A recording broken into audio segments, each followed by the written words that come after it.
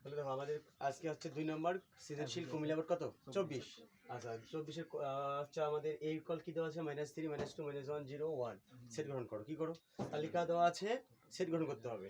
তাহলে আমাদের নিয়ম হচ্ছে কি, এখানে আমরা দেখবো যে এগুলো পূর্ণ সংখ্যা না স্বাভাবিক সংখ্যা। এটা হচ্ছে পূর্ণ সংখ্যা। এটা কি সংখ্যা? পূর্ণ। আর আমরা জানি পূর্ণ সংখ্যা আসলে কি আসতে হবে, শর্ত আসলে জেড আসবে। কি আসবে? জেড। এটাকে আমরা তালিকা করতে গেলে আমাদের আসবে x belongs to Z is two, এখানে কি -3 চেয়ে বড় আর ওর হচ্ছে কি প্লাস 1 চেয়ে ছোট বা সমান নিব। -3 চেয়ে বড় বা সমান নিব আর প্লাস 1 চেয়ে কি ছোট বা সমান। -3 চেয়ে এক্সটা কি বড় বা সমান আর প্লাস 1 চেয়ে কি ছোট বা সমান। তাহলে আমাদের শর্ত সেট গঠন হয়ে গেল। তালিকা থেকে কি হয়ে গেল? সেট গঠন। তাহলে আমরা মাইনাস থাকলে আমরা কি বলবো, মাইনাস এবং প্লাস এটা দুটো থাকলে আমরা জানি কি পূর্ণ সংখ্যা। আচ্ছা পূর্ণ সংখ্যা দিয়ে আমরা সেট গঠন শেষ করলাম। ঠিক আছে, -3 চেয়ে বড় বা সমান, প্লাস 1 চেয়ে ছোট বা সমান। তাহলে শর্ত ঠিক আছে। আচ্ছা খ নাম্বার বলছে আমাদের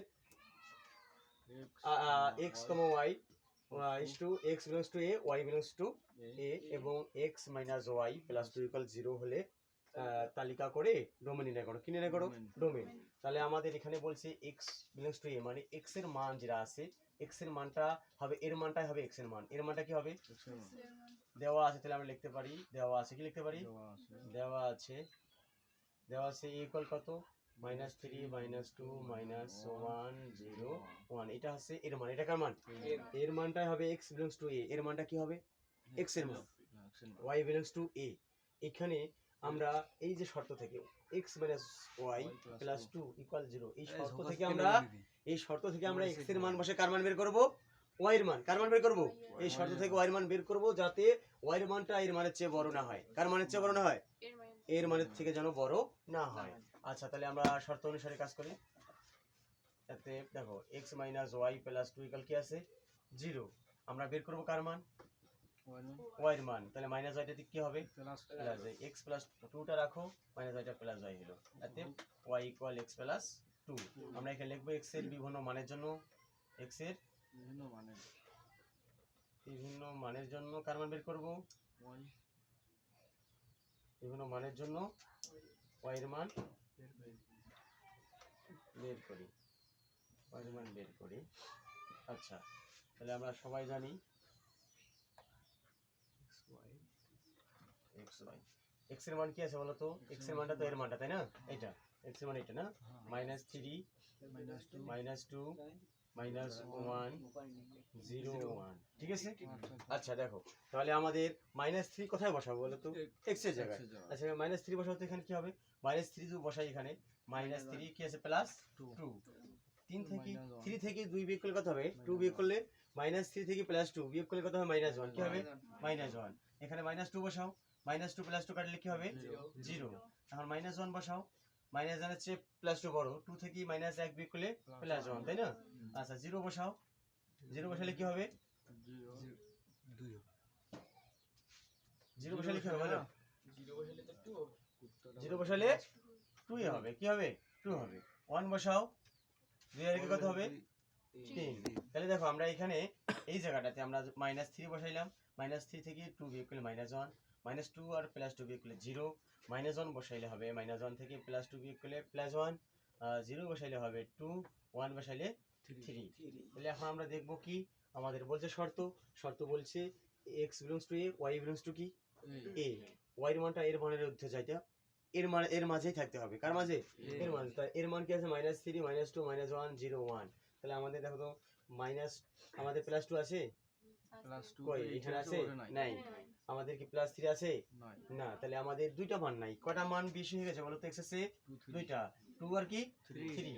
দেখো আমাদের কিন্তু এখানে 2 নাই, প্লাস 3 ও নাই। তাহলে আমরা লিখতে পারি যেহেতু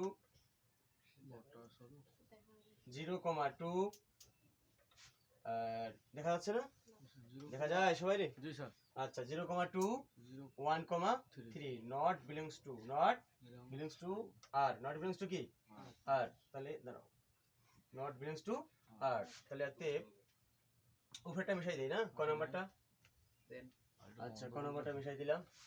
দেখো তাহলে আমাদের এখানে শর্তটাতে আর ইকুয়াল, তাহলে কি হচ্ছে আমাদের যে দুইটা বাদ, তাহলে আমাদের থাকতেছে আর ইকুয়াল -3 -2 না -1 তারপরে কি আছে? -2,0 -1,1। আচ্ছা, এটা হচ্ছে আমরা তালিকাটা পাইলাম। এটা কি পাইলাম? তালিকা। আমরা তালিকা করতে পারলাম। এখন আমরা তালিকা থেকে কি বলতেছে? ডোমেন নির্ণয়। কি নির্ণয় করো? ডোমেন। আমরা সবাই জানি। আমরা কি জানি? সবাই জানি যে ডোমেন কোনগুলো বলো তো? এটা ঘরের প্রথমটা হচ্ছে ডোমেন, এটা প্রথমটা ডোমেন, এটা প্রথমটা কি? ডোমেন। -3 -2 -1, এটা কি আমাদের ডোমেন? এটা আছে কি আমাদের অ্যানসার। আমরা কি বুঝতে পেরেছি? বন্ধ হবে এখন। আজকে থাকো। শুনেন কাটি দেবে টিকটক আইডি মেনশন না চালু করে শুনো চলো। তাহলে আমাদের দেখো এখন গ নাম্বার আমাদের দেওয়া আছে উদ্দীপকে দেওয়া আছে f of x ইকুয়াল এত। গ নাম্বার প্রশ্ন বলছে দেখাও যে এটা সমান কি এটা। আচ্ছা আচ্ছা তাহলে এটা বাম পক্ষ, এটা কি ডান পক্ষ তাহলে এই মানটা আমরা এখানে বসাবো উদ্দীপকে, এই মানটা ওই জায়গাটায় বসাবো। আচ্ছা তাহলে আমাদের দেওয়া আছে কি লিখবো? আপনি এখানে জুম করছেন দেওয়া আছে দেওয়া আছে f of x কত বলো তো?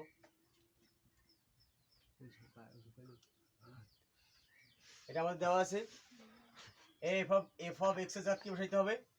f of x স্কয়ার কি বসাইতে হবে? x এর জায়গায় কি বসাইতে বলছে? স্কয়ার। x এর জায়গায় কি বসাবো? s square. স্কয়ার। আচ্ছা, তাহলে বসাও 1 প্লাস x এর জায়গায় স্কয়ার বসবে। x এর জায়গায় কি বসবে?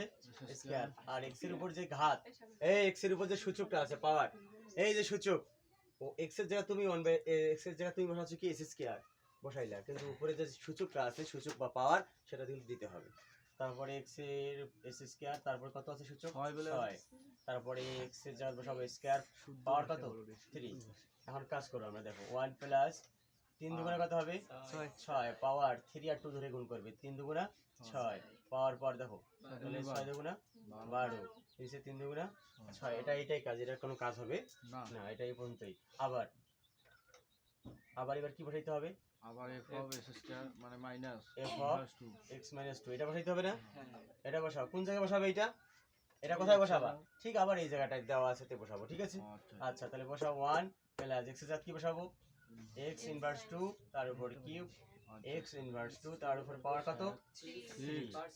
x ইনভার্স পাওয়ার 6, x ইনভার্স 2 পাওয়ার কত? কিউব।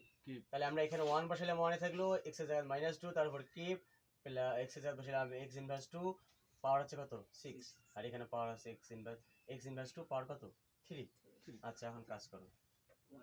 এখন আমরা যেটা ক্যালকুলেশন করব 1 প্লাস, আচ্ছা 3 দুগুণে কত হয়? 6। 3 দুগুণে কত? 6। এটা এভাবে থাক। দেখো 3, এটা 6 দুগুণা 12, এটা হবে কত? 3 দুগুণা 6। আমরা ইনভার্স জানি, ইনভার্স কি হয় বলো তো? ইনভার্স ভাঙলে 1 আসবে। আচ্ছা আচ্ছা আচ্ছা ইনভার্স ভাঙলে কি হবে বলো তো?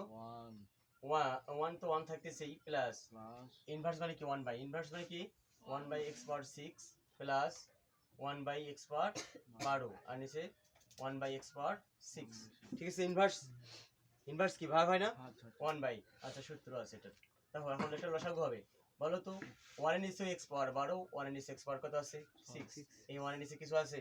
তাহলে এই 1টা উপরের সঙ্গে, এই 1টা কি উপরে, এটার নিচে এটা নিচে এটা। আমরা এখন লসাগু করব, লসাগু দেখব সর্বোচ্চ পাওয়ার কত? সর্বোচ্চ পাওয়ার কত? 6 বড় না 12 বড়? তাহলে লসাগু হবে 12। লসাগু কত হবে? x power 12।